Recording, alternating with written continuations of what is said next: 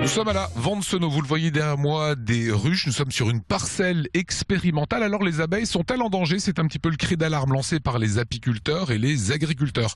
Nous sommes avec Pierre Testu, vous faites partie du réseau Biodiversité. On va rappeler, Pierre, d'abord le rôle essentiel de l'abeille dans notre écosystème. Alors l'abeille, comme vous l'avez dit, elle est essentielle. Pourquoi? Parce que c'est elle qui va assurer à peu près 80% du précieux service de la pollinisation. C'est ce qui va permettre la fécondation de nouvelles espèces. C'est important pour des productions agricoles, c'est important notamment pour les productions de fruits, pour les productions de légumes. C'est sûr que sans abeilles domestiques qui assurent 80% de cette pollinisation, on aurait beaucoup moins de fruits, beaucoup moins de légumes, ou en tout cas, il serait beaucoup plus cher. Donc c'est extrêmement important et extrêmement urgent de prendre soin de nos petites abeilles. 2012, année catastrophique, m'avez-vous dit en préparant cette interview pour les abeilles. Année noire pour les abeilles et surtout pour les apiculteurs. À qui on pense, parce que les apiculteurs ont des baisses de l'ordre de 50 jusqu'à 75% de leur production.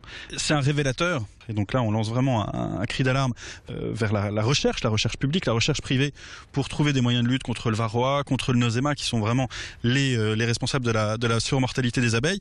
Et puis l'autre révélateur, c'est l'appauvrissement de la ressource, le pollen, unique source d'alimentation en protéines pour les abeilles.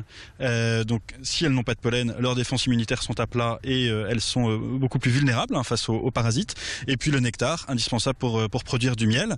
Donc voilà, double ressource. D'où l'expérimentation que vous tentez ici sur cette parcelle à la Vande-Senots. Alors qu'est-ce que vous avez décidé de faire? En clair, les abeilles meurent de faim, donc il faut leur offrir le gîte et le couvert. Concrètement, il y a une quinzaine de mélanges qui sont semés ici, avec pour la plupart des espèces extrêmement intéressantes pour les abeilles.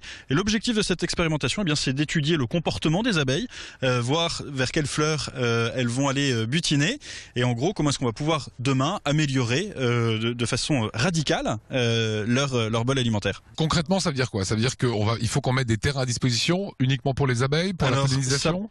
D'autres exemples, au-delà de cette expérimentation, ça peut être avoir une meilleure gestion des bords de route, des dépendances routières. C'est au niveau de la France, c'est entre 1 à 2 fois un département comme les Bouches-du-Rhône. C'est entre 500 000 et 1 million d'hectares. Donc vous voyez qu'il y a des réserves qui sont colossales. Si là on fait mieux, les abeilles vont venir là. Absolument. Et surtout, elles seront ensuite en meilleure santé.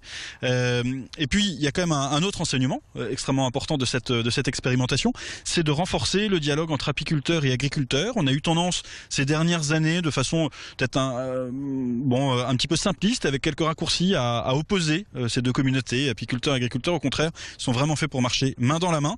L'abeille, elle pollinise les cultures, comme on le disait. Elle contribue donc de façon très nette au rendement agricole. Et puis, c'est également un message pour les pouvoirs publics. C'est-à-dire que si on veut faire une biodiversité fonctionnelle, opérationnelle, extrêmement concrète, il faut peut-être parfois aussi laisser les acteurs de terrain. Yann Wolfer de Weiersheim, apiculteur. Qu'est-ce que vous retirez de cette expérience qui a été faite ici à la Vande-Senots, de ces parcelles expérimentales? Pour l'apiculteur, ce qui est intéressant, c'est la diversité du bol alimentaire de l'abeille, une plus grande variété de pollen, de nectar, et puis ça évite de nourrir les abeilles. Donc c'est aussi plus intéressant que l'abeille elle ait du nectar, du pollen, que du sirop qu'on leur donne nous en fin d'année, quoi. Sinon, vous devez leur donner du sirop. Nous, on complémente, ouais. En fin d'été, début de l'automne, on complémente avec du sirop en général. Et là, cette année, vous ne serez pas obligé? Pas ici. Donc c'est plutôt positif. Voilà, c'est ce qu'on voulait vous montrer pour clore ce dossier sur cette parcelle expérimentale.